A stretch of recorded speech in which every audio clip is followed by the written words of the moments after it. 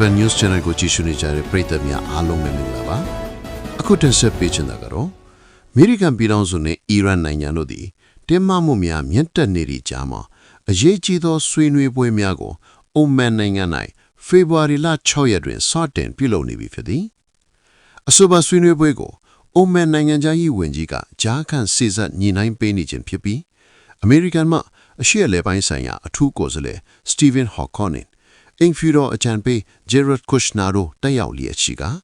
အီရန်မှနိုင်ငံရေးဝန်ကြီးအဘတ်အာရချီကဦးဆောင်နေသည်အမေရိကန်သမ္မတဒေါ်နယ်ထရမ့်ကအီရန်အနေနဲ့သဘောတူညီမှုမရရှိပါကစီးရေးအရေးယူမှုများကြုံတွေ့ရနိုင်ကြောင်းတတိပေးထားပြီးဒီထတွင်၌အမေရိကန်စစ်သည်မောများကိုတိုးမြင့်ချထားခဲ့သည်ဆွေးနွေးမှုတွင်အီရန်နိုင်ငံအနေနဲ့နျူကလ িয়ার ကိစ္စနဲ့ပိတ်ဆို့အရေးယူမှုများရုပ်သိမ်းရေးကိုအဓိကထားဆွေးနွေးလိုကြောင်းသိရသည်နောက်ထပ်သတင်းတစ်ပုဒ်ကတော့2026ခုနှစ်ရဲ့အီးဆက်လာတဲ့စောင်းရာသီမနက်ခင်းတစ်ခုမှာယူကရိန်းနိုင်ငံရဲ့ကောင်းကင်ယံဟာ drone တွေဒုံးကျည်တွေနဲ့ပြည့်နှက်သွားနေပါတယ်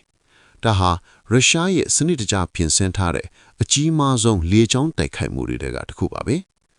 ဖေဖော်ဝါရီလ9ရက်နေ့မှာရုရှားဟာယူကရိန်းရဲ့စွမ်းအင်ကဏ္ဍကိုပြစ်မှတ်ထားပြီး drone အစင်းရေ4000ကျော်နဲ့ဒုံးကျည်အစင်း40ခန့်ကိုအသုံးပြုပြီးအပြင်းထန်တိုက်ခိုက်ခဲ့ပါတယ်။သမ္မတဇီလန်စတီရဲ့ပြောကြားချက်အရ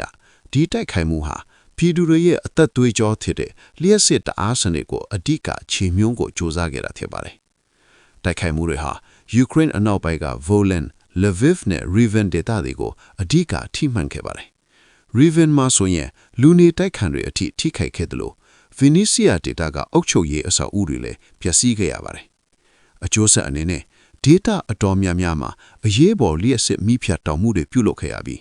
ပြည်သူတန်းများစွာဟာအေးခဲနေတဲ့စောင်းရာတွေထဲမှာအမောင်တို့နဲ့ရင်ဆိုင်ခဲ့ရပါတယ်။ထူးခြားတာကဒီတိုက်ခိုက်မှုဟာငင်းချောင်းရေးဆွေးနွေးမှုတွေအတွက်တည်င်းထွက်ပေါ်နေခြင်းမှာဖြစ်ပွားခဲ့တာပါ။ရုရှားဟာတနမနီလန်ကိုရွေးချယ်မစားစွမ်းအင်ကဏ္ဍကိုလက်နက်တဖောင်းအသုံးချပြီးယူကရိန်းကိုဖိအားပေးဖို့ကြိုးစားနေတယ်လို့ဇီလန်စကီကပလစ်တင်ရှုတ်ချမ်းခဲ့ပါတယ်။ဒါအပြင်သူက